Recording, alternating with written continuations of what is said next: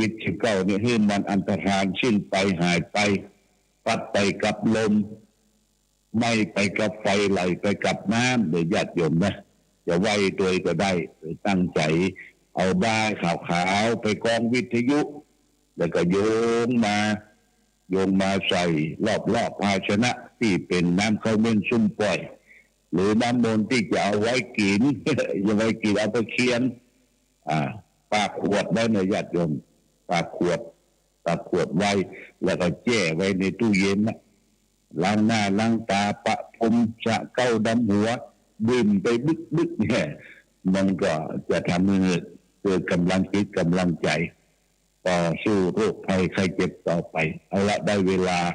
จะเชิญเทวดาเข้าบ้านกันเด้อญาติโยมเด้อปริตูวันนาเมตังสะเมตตาปะตันตาอเวคิตากิตาปริตังปนันตุสักเกกาเมจะรูเปกิริสิขรตเตจันตริเควิมาเนทิเตละเตจะกาเมตโรนาคาเนเอหวัตุเมเกเตปุมตาติโยจตุโรกาปาระราชายามะราชาอินโตเวสสุวรรณราชาอริยเมตตโยโพธิสัทธาวกาตโยอริยสาวกาจะปุถุชนะกัลยาจะสัมมาทิฏฐิเยวะพุทเถปัสสนาธัมเมปัสสนาสังฆเปัสสนาพุทเถสักลวาธัมเมสักลวาสังฆสักลวาอิโตทานะโยยาวะปรัมปราอิมัสสมิงสุจักวาเรสุเตวตานังมุนิรวัจนังสาทะโวโนสุนันตุธรรมสวนาการโรยัมภตันตาธรรมสวนาการโรอายัมภตันตาธรรมสวนาการโรอายัมภตันตาสัมมันตาจักวาเรสุอัปราคาสัมตุเทวตาสัทธัมมังมุนิลสัสสะสุนันตุสกโมกะทังนะโมตัสสะภะคะวะโตอะระหะโตสัมมาสัมพุทธัสสะนะโมตัสสะภะคะวะโตอะระหะโตสัมมาสัมพุทธัสสะนะโมตัสสะภะคะวะโตอะระหะโต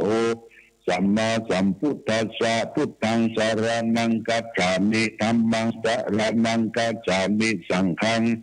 สารนังกัจฉามิตุติยัมปิพุทธังสารนังกัจฉามิตุติยัมปิธัมมังสารนังกัจฉามิตุติยัมปิสังฆังสารนังกัจฉามิตติยัมปิพุทธัง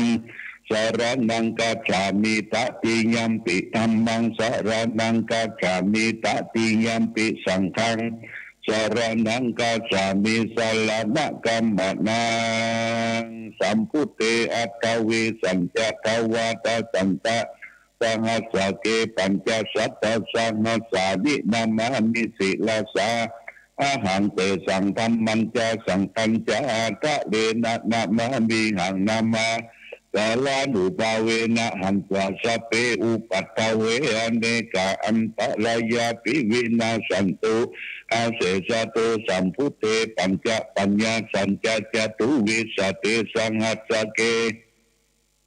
สัตตะสังหัสสานินามามิสิลาสาอาหังเตสังธัมมัญจสังฆัญจาอาทะเลนะนามามิหังนามาการานุภาเวนะหันตวาสัพเพอุปัตตเวอเนกาอันตรายาปิวินาสันตุอาเสสะโตสัมพุทเตนะวุตตรัสสะเตอาจัตตาริสัสสังหัสสะเกวิสติสัตตสังหัสสานินามามิสิลาสาหังเตสังธัมมัญจสังฆัญจาทะเลนะนามามิหังนามาการานุภาเวนะอันตสัพเพอุปัตตเวอเดกาอันตรายาปิวินาสันตุอาเสสะโตนะโมอะระหะโตสัมมาสัมพุทธัสสะมเหสีโนนะโมอุตตมะธัมมสสะวะกตเสวะเตดิทานะโมมหาสังฆัสสะปิวิสุรสีลทิติโนนะโมโอมัตตยารัตนะตยัสสะทุกังนะโมมากาติตัสสะตัสสะวะตุตยัสสะปินะโมการะปะภาเวนะวิชาสันตุปัตตวานะโมกาลานุภาเวนะสุวัติโหตุสัพพะทานะโมกาลสัพเพเตนะ วิติมิหุเมเตชะวานยังกินจีวิตังอิตาวะหูลัง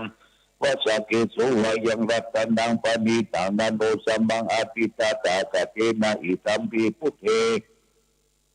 รัตนังปณิตังเอเตนะสัจเจนะสุวัตติหุนตุขยังวิลกังอมตังปณิตังตยัสสกาสักยามุนีสมัยโตนาเตนะธัมเมนะสมาธิกินติอิตัมปิธัมเม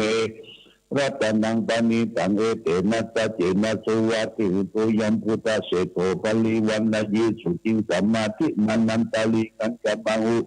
สมาธินาเตนะสัมโมนาวิจติอิตัมปิธัมเมรัตนังปณิตังเอเตนะสัจเจนะสุวันตุเยปุคลาอัตสัตังปัสสัตตาจัตตาเลเอกามิโยคามิหุนติเตตะขีนายาตุกัสสาวกะเสตุตินานิมหาปารานิอิตัมปิธัมเมรัตนังปณิตังเอเตนะสัจเจนะสุวันตุเยสุปยุตตามนัสสะอหินานิกามิโนโกตนะสัสนัมนิติปฏิปตามาตังวิกังอาลตามุตานิปุติปุญจมานาอิตัมปิสังเครัตนังปณิตังเอเตนะสัจเจนะสุวันติอุตโตทีนังปุลานังนวังนัตติสัมภวังวิรัตติกายติเกภวสัมมิเตกินาทิชาอวิเลนิฉันทานิปันติเลยะถายัมปฏิโปหิตัมปิสังเครัตนัง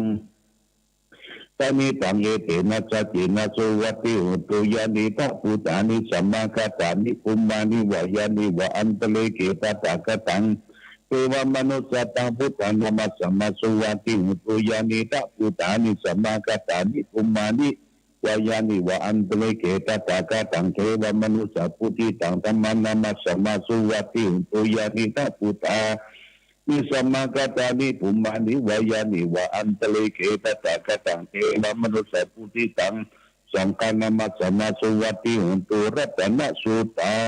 งเวตัญจะสัพพโลกัสสมิงนานาสัมภวะเยปาริมานังอุตังอโตจติลิยัญจะสัมปตังอเวลังสัมปตังดิถังจลังนิสินโนวาสยานโนวายวิกตัมมิโตเอตังสัตติงาติตยะละมามิตังเวลังอิตัมโอติติจานุปะกัมมาสิลวะทัสสเนนะสัมปันโดกัมปิสุเวนายะเกตังนาหิชาตุกัปปะสยังปุนาลิติติการะนิยามเบตะสุตังอัปปมโนปุตโตอัปปมโนธัมโมอัปปมโนสังโฆปนวันตานิสิลิงสัปปะนิอาวิจิกา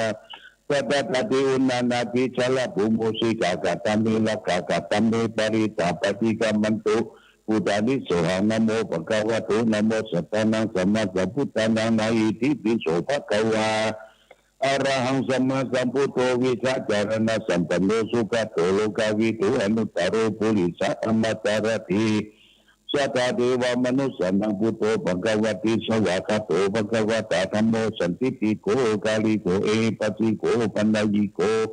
ปัจจตังเวทิตาปุวิโยติสุปฏิปันโนภะคะวะโตสาวกสังโฆโอชุปฏิปันโนภะคะวะโตสาวกสังโฆญะยะปฏิปันโนภะคะวะโตสาวกสังโฆสามิจิปฏิปันโนภะคะวะโตสาวกสังโฆจัตติตังสัตตาริปุริสายุคานิอาภาปุริสาปุกาลายสัพพะคะวะโตสาวกสังโฆอาหุนายโยปังหุนายโยทักขินายโยอัญชริการะนิวานุตตรังปุญญกิตาโลกัสสาติยันตุนิมิตังอวมังกะสัมมนาโภสักุณาสัสสะโตปะปะกะโหตุสุวินังกตังพุทธานุภาเวนะวินาสัมมินตุยันตุนิมิตังอวมังกะสัมมนาโภสักุณาสัสสะโตปะปะกะโหตุสุวินังกตังธรรมานุภาเวนะวินาสัมมินตุยันตุนิมิตังอาวมังกลยุจามานาโปสักุณาจัสสะโตปะปะกะโหตุสุขินาหังกัตังสังฆานุภาเวนะวินาสัมมินตุมหากาลุนิโกนาโตอิตายะสัพพะปานินาปุริตวะปารามิสัพพะโตสัมโพธิมุตตมังเอเทนะสัจวัตตินะหุนตุเตชะยามังกลาชยันโตโพธิยามุเลเอวังสวงวิจโยวิจยะสุสยามังคะเลอัปปลาจิตปลังเกสิเสปตวิบุคลิอภิเสเกสัพพะปุตานังอาคัปปะโตปโมทติสุนักตังสุมังคลังสุปปะตังสุติตังสุขันโนสุโมโตจะสุยิตังพระมัจจาริสุป ปทักขินังกายกัมมังวาจากัมมังปทักขินังมโนกัมมังปณิทิเตปทักขินานิกัตถวนละปันตะเตปทักขิเนเตอัตระกินาวิลุนาพุทธศาสนาโลกาสุกิตาอุตสังสปิยติปิสักกะตัวพุทธรัตนังสักกะตัวธรรมรัตนังสักกะตัวสังฆรัตนังโอสตังอุตมังวรังหิตังเตวมนุสานังพุทธเตเชนะโสตินานะสัมปุปัตตวาสัพเพทุกขาสัพเพพยาสัพเพโลกาวุปสัมมินตุเตอภิอุณจวิจโยธรรมโรเกอนุตตโลสัพพสัตตะอิเทวติปริวเจจะกันเตมนุสกินาวิเกบริเกนะสิวิเตปุเตกัสมามาลนามุตโตตะเปตัวกรรมจริตันตเสวานุภาเวนะตุเตโวสุขิตตาสุทศิลังสมาตยธรรมสุจริตันจริตเสวานุภาเวนะตุเตโวสุขิตตาลิขิตังทิฏฐิตังภูตังสารนังวจานังคลุงปริตังเทศนังพุทธตัสสะยุปวัตติอิมัสมิงตัมสัพอิปะปะตุสัพพมังคลังละขันตุสัพพเทวตาสัพพพุทธานุภาเวนะสัตตาสุติงภวันตุเตภวันตุสัพพมังคลังละขันตุสัพพเทวตาสัพพธรรมานุภาเวนะสัตตาสุติงภวันตุเตภวันตุสัพพมังคลังละขันตุสัพพเทวตาสัพพสังฆานุภาเวนะวินาสมินโตอติโลเกสีละคุณโนสัจจังโสยุติอาเทนะสัจเจนะกามิสัจจกิริยมนุตตะอวัติตัวธรรมะพลังจริตตัวบุพกินติมิสัจจะปรมวัตตะยสัจจกิริยมนุตตะสติปัฏฐาอปัตนาสติปัฏฐาวัจนามัตตาปิตาชนิกันตจัตตะวิตังปฏิสัมมัตตาเตจิปฏิมหาปัจจริตุติขีวัติสุโสและปิอุตตังปัตวายตาสามิสัจจะปรมิติทุกขปัตตาจนิทุกขาปยปัตตาจนิปยโสกปัตตาจนิโสกาหุตุสัพเพปิปันติโนเอตวัตตะจามิสัพพตังบุญญาสัพพตังสัพเพเมเวนุมัตตุสัพพสัมปติสิทธิยาธนันตันตุสัมปายสิลังละขันตุสัพพทาภาวนาปิลันตาหุตุขันตุเทวตากตาสัพเพพุทธาปรปัตตาปัจเจกันนันจะยังปราระหันตานันจะติปินาละขังปันตาวิสัพพโสสุโขพุทธานังอุปโตสุขาสัตตมะเตสนาสุขาสังกัตตาสามัคคีสมกันนันตโพสุโขคติโยเจโตสมิตสมิวัตปฏิกายิโนวิสัจารณะสัมปันโนโสเตโตเทวมนุเสเทวตปฏิอติโตลติมายันติมาจันนโตคติโยตปฏิสยิตปฏิประมาณโนอันตสัพพะโหลันตังพุทโธตปฏิเตสสาโรคญาปรมาราภาสันตุติปรมังทานังวิสัสสะปรมายตินิพพานังปรมังสุขังเอาละญาติโยมท่านสาธุชนทั้งหลายได้รับนำบนกันอย่างทั่วถึงกันเนอหลวงพ่อก็ขออำนวยอวยใจทุกท่านจงมีพลามัยสมบูรณ์ปราศจากสัพพทุกโศกโรคภัยขอท่านทั้งหลายได้รับพรโอกาสบัดนี้เนอสัพพิติโยวิวัสสันตุสัพพะโรโกวินาศสันตุมาเตภวะตุวันตรายโยสุขีทีคายุโกภวะอภิวาตานาสีนิสนิจังพุทธังตัจจายโนจัตตารโอธัมมาวัตัมติอายุวันโนสุขังพระลังญาติโยมก็ฟังเพลงจากสถานีไปจนกว่าจะปิดสถานีและใครจะรายงานโทรหลังไม้ให้ญาติโยมได้ไม่ได้ออกรายการเพราะว่าหลวงพ่อถือโทรศัพท์เดียวโทรหลังไม้0819515864ได้ญาติโยมโทรได้ณโอกาสบัดนี้